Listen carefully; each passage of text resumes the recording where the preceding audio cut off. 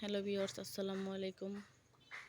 চলে আসলাম আজকে নুডলস রান্না করবো। তো প্রথমে পরিমাণ মতো পেঁয়াজ কুচি এবং মরিচ কুচি দিয়ে দিলাম, আর পরিমাণ মতো তেল দিয়ে দেব। এগুলোকে ভালো করে ভেজে নেব।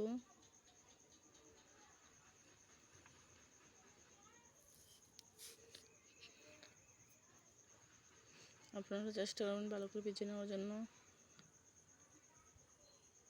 তো আমি এগুলোকে এখন ভালো মতো ভেজে নেব।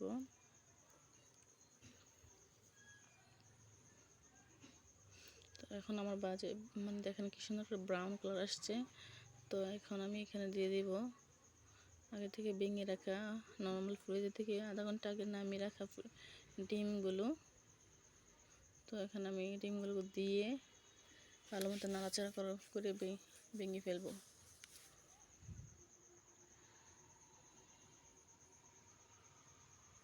দেখেন আমি এখন এগুলোকে একেবারে টোটালি ভেঙে ফেলবো। এখানে আমি একটা ম্যাগি মশলা দিয়ে দেব, দিয়ে আরও ভালো করে ভেজে নেব। আপনারাও চেষ্টা করবেন এখানে ডিমটার উপরে একটা ম্যাগি মশলা দেওয়ার জন্য। তো দেখেন এখন আমার কষানো হয়ে গেছে। আমি একটু পরিমাণে একটু পানি দিয়েছিলাম, ডিমটাতে একটু পানি দিয়ে কষাই নিয়েছি। আপনারাও একটু পানি দিয়ে কষাই নেবেন। তো আগে থেকে সিদ্ধ করে রাখা নুডলসগুলো এখন আমি দিয়ে দিব।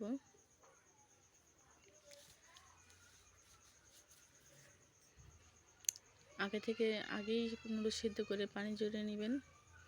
তো আমি আগে থেকে সিদ্ধ করে নুডলসগুলো দিয়ে দিচ্ছি, আর এখন আমি পরিমাণ মতো মশলাগুলো দিয়ে দেবো।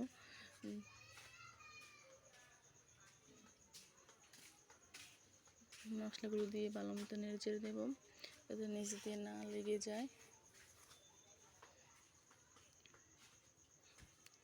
চুলোর আঁচটা এই সময় একটু ডিম করে রাখবেন যাতে নিচ দিয়ে না লেগে যায়।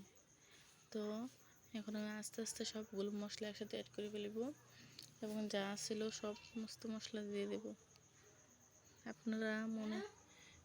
আপনারা যদি ভালো লাগে ধনেপাতা খেতে তাহলে আপনারা ধনেপাতা দিতে পারেন। যাই হোক, আমি এখানে আজকে আর ধনেপাতা দেবো না, আজকে শুধু মশলা দিয়ে রান্না করব। মাশাআল্লাহ, দেখেন কি সুন্দর হয়েছে, দেখতে খুব ভালো একটা কালার আসছে।